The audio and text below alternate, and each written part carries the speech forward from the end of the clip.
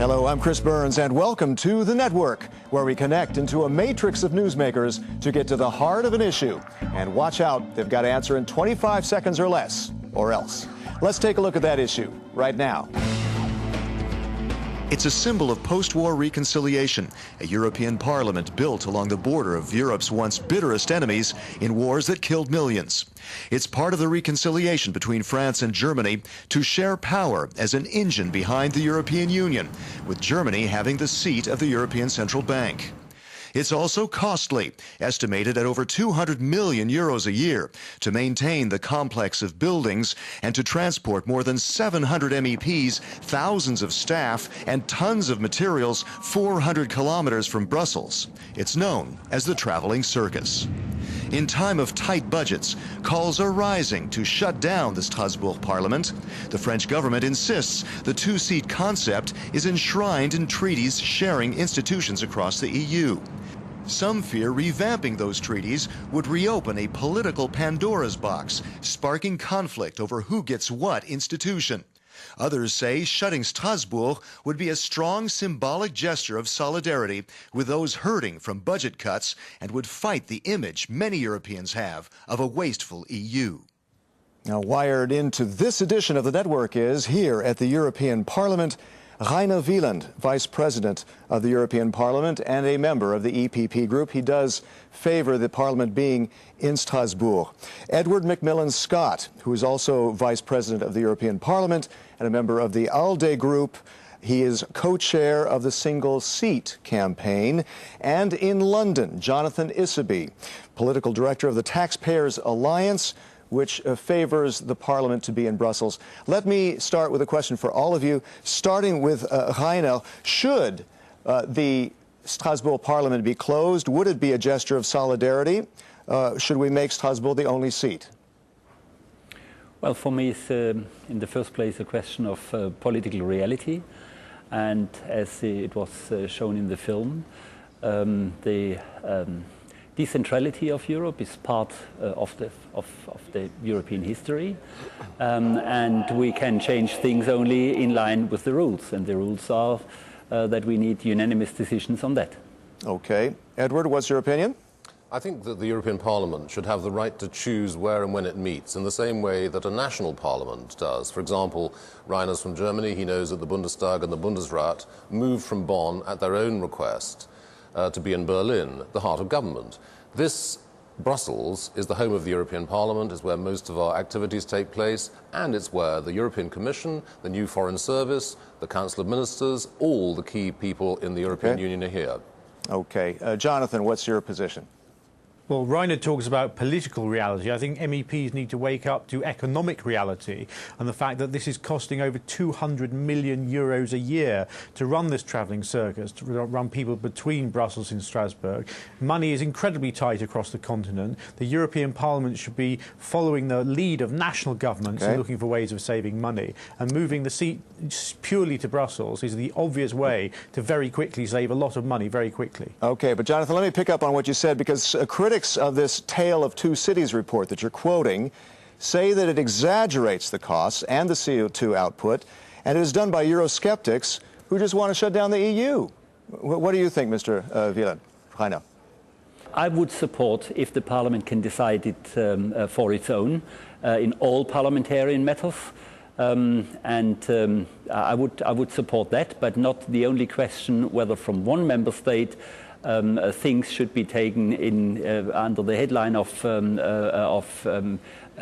economical realities, because on the other hand, if you ask the German taxpayers, there is no reality and no justification anymore for the Brit rebate. We would easily get 1.2 million signatures for that. Right. Okay. Edward, what do you think about this criticism that these estimates are exaggerated, that the costs are not that high, and that they're Eurosceptics who just want to shut down the EU who are making this argument? Well, I'm certainly not Eurosceptic. I'm a pro-European, and that's why I want the European Parliament, the democratic heart of the European Union, to work more effectively, more efficiently, and at less cost. And on the figures, I don't trust them either, but there has been no proper examination of the costs of the three working places of the European Parliament, because we also have all our back office staff in Luxembourg. since 2002. That is now forthcoming as a result of our campaign. The European Parliament's administration is opening up. Okay, Jonathan, let me pitch it to you a little bit differently. What about this argument about geographical diversity, that you really should spread out European institutions around Europe so you avoid what some people are worried about is a superstate centered in Brussels? What do you think? Well, if you took that argument to its logical conclusion, the European Parliament would meet in all 27 different countries for 2 weeks of the year, which would frankly be ridiculous. No, the European Parliament needs to be run in an efficient way, and having one seat would be the start of that. There's obviously the buildings in Luxembourg as well, which frankly probably ought to be moving to Brussels as well. And there's a whole load of other things the European Parliament should be doing to saving money as well. Okay, Heine, what about that argument about geographical diversity? Do you sign on to that? The Parliament has to have the right to decide these things for its own, in terms of where we sit, when do we sit, in which buildings, but also in many other questions. For example, the question of immunity, the question of salaries. If the European Parliament would get this right for self-organization, then I would be ready to discuss that furthermore. Okay, but what about this argument that if we did want to change this and shut down Strasbourg, we would technically have to renegotiate the treaties? Isn't that a can of worms? Isn't that a Pandora's box that we want to avoid, Jonathan? Well, no, frankly, if the governments have to renegotiate the treaty to do it, they should jolly well get on and do it now, because those national governments are the ones who are having to lead the way in saving money, and they should be giving, if they have to give direction to the European Parliament through a treaty change, then so be it. And there's actually, while we're at it, a lot of other things that ought to be changed in the treaties too, but that's probably for another day. Okay, Edward, don't we have to renegotiate the treaty? Isn't that going to be a minefield? Not necessarily. The paradox is that the European Parliament now has powers to decide with ministers in almost every area except where it meets and when it meets. And so, but we do have a new power to make proposals for treaty change, and that work is ongoing. So we will ask the governments who make us go to Strasbourg. It is their fault we're there. It is their fault we're spending 200 million a year extra. It is up to them, finally, to make the decision, but we want to encourage them in that direction, and majorities of the European Parliament consistently are voting now for a single seat. What about this idea of the Franco-German engine? How important is Strasbourg to this as a symbol of the Franco-German engine? And if we didn't have Strasbourg, could that put that engine into question? What do you think, Edward? This is another generation now. More important to Europe is the reunification of Europe, not so much the reconciliation between France and Germany. So this anachronism has to be dealt with. Jonathan, what's your feeling? Well, Isaiah, if you're talking about symbolism, what the two seats symbolise is the way the European Parliament and the European Union more generally is able to waste millions upon billions of taxpayers' money.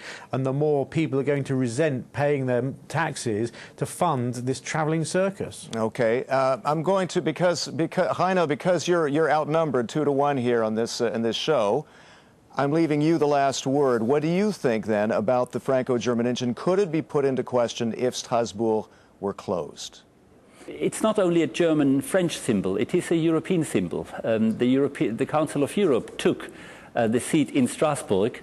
It was the proposal of the British foreign minister to take Strasbourg as a symbol for the whole Europeans, where we did a lot of things wrong in the last centuries. If you are standing on the top of the building in Strasbourg, you can see the whole Rhine Valley, where European history was written with blood, and now we want to do it in a different manner. How many people today care about that? Don't you think we should try to give some sort of current reason for that engine, for that symbolism to endure? Possibly we are telling some stories too rarely, too seldom, and we are always striving for new visions, and that we live 65 years in peace now on a continent where all 30 years we had war. It's worth to tell again, even the stories seem a bit old-fashioned. It's brand new. Heino, thank you very much. Thanks to all of you. That's all the time we've got for now. I'd like to thank our guests Heino Wieland, Edward McMillan-Scott, and Jonathan Issaby. I'm Chris Burns, and until next time, thanks for connecting with The Network.